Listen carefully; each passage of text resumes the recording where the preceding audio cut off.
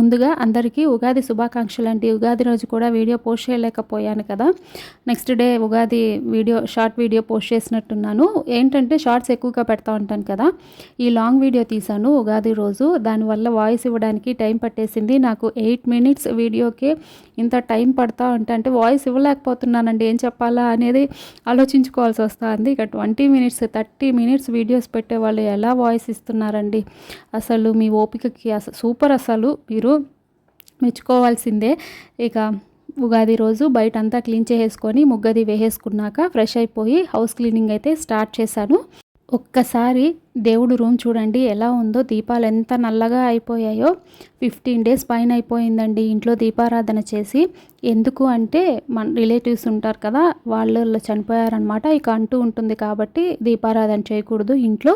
దాని తర్వాత మళ్ళీ ఇంట్లో అడ్డం రావడం, ఇలా 15 డేస్ పైనే అయిపోయింది. కర్టన్ కూడా తీయలేదు. మనం రోజు ఓపెన్ చేసుకొని దేవుడి గది దీపారాధన చేసుకుంటుంటే కూడా పటాలకి దుమ్ము పడతా ఉంటుంది. అలాంటిది ఇక 15 డేస్ అలా వదిలేసామంటే ఎలా ఉంటుందో చెప్పక్కర్లేదు కదా. అందులో ముందు రోజు అమావాస్య రావడము, ఆ రోజే పనంతా పడిందండి క్లీనింగ్ అంతా. అంటే అమావాస్య రోజు చేయకూడదు అని చెప్పారు కదా, ఇక ఆ రోజే ఇంటి క్లీనింగ్ అంతా ఆ రోజే అయ్యేటప్పటికి బాగా లేట్ అయిపోయింది దేవుడికి పట్టడం కూడా.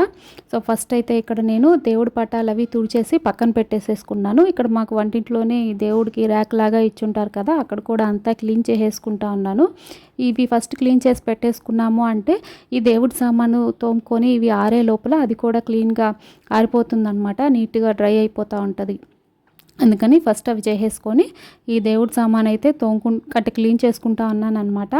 నిజంగా చెప్పాలంటే 45 మినిట్స్ పట్టిందండి నాకు ఇవన్నీ క్లీన్ చేసేదానికి. అంత నల్లగా అయిపోయాయి.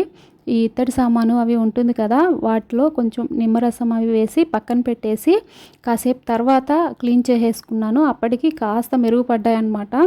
ఇవన్నీ బయట ఎండలో పెట్టేసి ఈ లోపల నేను కూడా రెడీ అయిపోయి వచ్చేసి ఫస్ట్ ఇక్కడ పటాలకి బొట్లు అవి పెట్టేసుకుంటా ఉన్నాను. ఇక ఈ ఉగాదికి అయితే కొత్త బట్టలు ఇవేమీ తెచ్చుకోలేదులేండి. పిల్లలకైతే మనం ఎలాగో ప్రతి పండగకి కొత్త బట్టలు వేస్తాం కాబట్టి వాడికి అయితే వేసాము.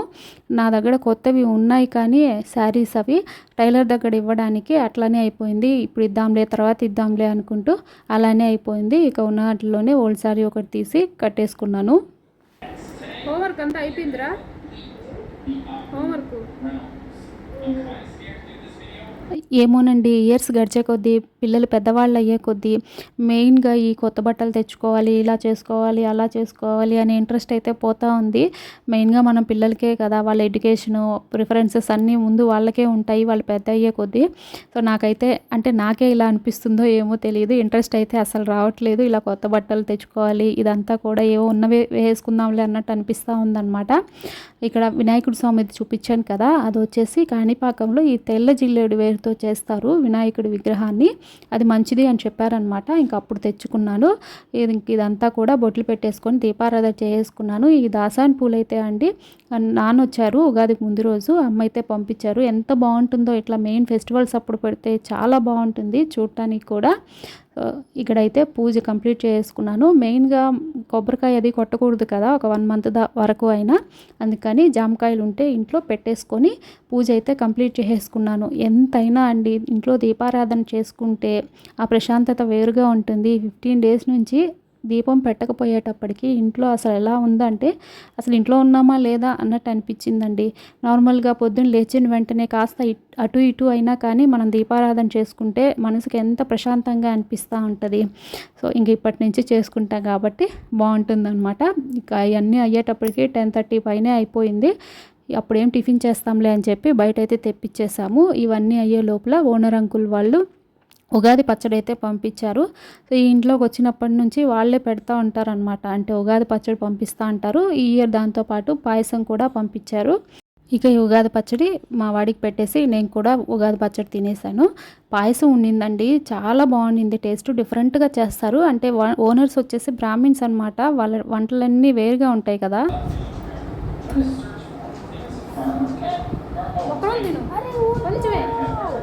బాగుంది కదా. పాయసం బాగుంది కదా, ఒకసారి టేస్ట్ చూడమని చెప్పి తీసుకెళ్తే వద్దంటే వద్దనేసినాడు. వద్దు అన్నాడంటే ఇంకా వాడికి తినిపించలేమండి. బలవంతంగా తినిపించిన వామిటింగ్ చేసేసుకోవడమో ఏదో ఒకటి చేస్తాడు. ఇప్పుడున్న పనిలో ఇంకెందుకులే అని కామ్గా వచ్చేసానమాట. నేను చిన్నప్పుడు మా అమ్మని ఇంతకంటే ఎక్కువ ఏడిపించానమాట. దాని ప్రతిఫలం వీడి రూపంలో దేవుడు నాకు 10 రెట్లు ఇచ్చేసాడనమాట. అందుకని ఎప్పుడూ అమ్మ వాళ్ళని విసిగించబాకండి, ఏడిపించబాకండి. మనం మళ్ళీ రిటర్న్ ఇలాంటివన్నీ చూడాల్సి వస్తుంది. అంతకంటే ఎక్కువ చూస్తున్నానమాట వీడి విషయంలో నేను. ఇక లంచ్కి వచ్చేసి ఆకుకూర అలాగే పొటాటో ఫ్రై అయితే చేస్తున్నాను. మా సైడు ఉగాదికి కొత్త కోడలు ఇంటికి వస్తుందండి, అందుకని నాన్ వెజ్ అయితే చేస్తారు. కాకపోతే ముందు రోజు వెన్స్డే వచ్చింది కదా, ఆ రోజు నాన్ వెజ్ చేస్తున్నాను. ఇక పండుగ రోజు వద్దులే అని వదిలేసాను అనమాట. వెజ్ చేస్తూ ఉన్నాను. ఆకుకూర పప్పు చేద్దామని చెప్పి పప్పు కడిగి వాటర్ పడతా ఉంటే జారి పడిపోయింది. పండగలప్పుడు ఇలాంటివి అవుతా ఉంటాయని పనికి 2 పనులు అంటారు చూసారా, అట్లాగనమాట. ఒక పని చేస్తూ ఉంటే ఇంకో పని పడతా ఉంటుంది. అది పనికి 2 పనులు అంటుంటారు. నాకైతే మెయిన్గా ఇలా శారీస్ అవి కట్టుకున్నప్పుడు ఇట్లా క్లీనింగు ఇట్లాంటి పనులు పడ్డాయంటే భలే చిరాకు, కోపం వచ్చేస్తుంది. ఫెస్టివల్స్ అప్పుడు కూడా నేను పనంతా చేసేసుకొని, అంటే దేవుడికి పెట్టేటప్పుడు నైవేద్యాలు ఇవన్నీ ఉంటాయి కదా, మొత్తం చేసేసుకున్నాక ఫైనల్గా ఇక పూజ కూర్చుంటాము అన్నప్పుడు మాత్రమే నేను శారీ కట్టుకొని కూర్చుంటానండి. లేదంటే ఆ హడావిడిలో ఏదో ఒకటి అటు ఇటు అయ్యి పడిపోయిందంటే ఇంకా కోపం వచ్చేస్తుంది. ఇక ఇదంతా క్లీన్ చేసుకున్నాను. ఈ లోపల ఆంటీ మళ్ళీ పులసన్నం చేశానని చెప్పి తీసుకొచ్చి ఇచ్చారనమాట. ఎంత ఓపిక అండి బాబు, ఆంటీకి అయితే ఒక 66, 67 ఉంటారు, ఏజ్ ఉంటుందన్నమాట.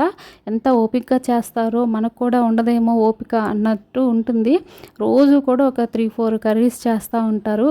ఏదైనా ఇట్లా ఫెస్టివల్స్ అప్పుడు డిఫరెంట్గా చేసినప్పుడు, నార్మల్ డేస్లో కూడా ఏదైనా వాళ్ళు చేసుకునే వంటలు డిఫరెంట్గా ఏదన్నా చేసినప్పుడు టేస్ట్ చేయమని ఇస్తూ ఉంటారనమాట. ఇక ఆకుకూర పొటాటో ఫ్రై వేసేసాను పొయ్యి మీద. బట్టలన్నీ ఉతికానని చెప్పాను కదండి, మడత పెట్టే పని ఉందన్నమాట బ్యాలెన్స్. ఇంకా 2 రోజులకు సరిపడా అంటే ఉతకడానికి ఉన్నాయన్నమాట బట్టలు. కాకపోతే ఎండ బాగా వస్తుంది కాబట్టి వాషింగ్ మిషన్లో అయితే చాలా తొందరగా ఆరిపోతున్నాయి. ఒక 2-3 సార్లు వేసుకున్నా ఇబ్బంది లేదు. నాకు బట్టలు ఉతుకుతానండి, వాషింగ్ మిషన్ కాదు, ఉతుకుతాను. కానీ ఎన్నైనా అవి ఆరిన తర్వాత తీసి మడత పెట్టడం అంటే ఎంత బద్ధకం వచ్చేస్తుందోనండి. భలే విసుగ్గా అనిపిస్తూ ఉంటుంది. అండ్ గిన్నెలు కూడా ఎన్నైనా వాష్ చేసేస్తాను, కానీ అవి ఆరిన తర్వాత తీసి ఎక్కడో అక్కడ సర్దాలంటే మళ్ళీ బద్ధకిచ్చేస్తాను. సో మీకు కూడా ఇలానే ఉంటుందా? చాలామందికి నాకు తెలిసి అడిగితే ఇలానే ఉంటుంది అనిపిస్తుంది. ఎన్నన్నా చేస్తాం కానీ అవి క్లీన్ చేసి ఆరిపోయిన తర్వాత మళ్ళీ ఎక్కడెక్కడ సర్దాలంటే బద్దకిచ్చేస్తాము అని అంటూ ఉంటారు. సో మీలో ఎంతమందికి ఇలా ఉంటుంది? ఇక ఇవన్నీ మడత పెట్టేసి వాటి ప్లేసెస్లో వాటిని పెట్టేస్తున్నాను అనమాట. ఇక ఎక్కడవక్కడ అన్నీ క్లీన్ చేసుకోవడానికి తీసేసాను కదా, మళ్ళీ బెడ్షీట్లు వేసుకోవడం అన్నీ వేసుకోవాలన్నమాట. ఇవన్నీ చేసుకుంటా ఉన్నాను. ఈ లోపల మా సిస్టర్ ఇన్ లా వాళ్ళు ఒక $1 వెండిదైతే ఆర్డర్ పెట్టమని చెప్పున్నారు. అదైతే వచ్చింది, అది తీసుకొచ్చి చూపిస్తా అన్నారు మా వారు. ఇది మహేష్ బాబు గారు ఏదో రీసెంట్గా మూవీ తీస్తా అన్నారు కదా, ఈవెంట్లో వేసుకున్నారంట. సో దాన్ని నచ్చి ఆర్డర్ పెట్టమన్నారు. బాగుందండి, లైట్ వెయిట్గా చూడటానికి కూడా చాలా బాగుంది. సో ఈ వ్లాగ్ అయితే నచ్చింది అని అనుకుంటున్నాను. Thank you for watching.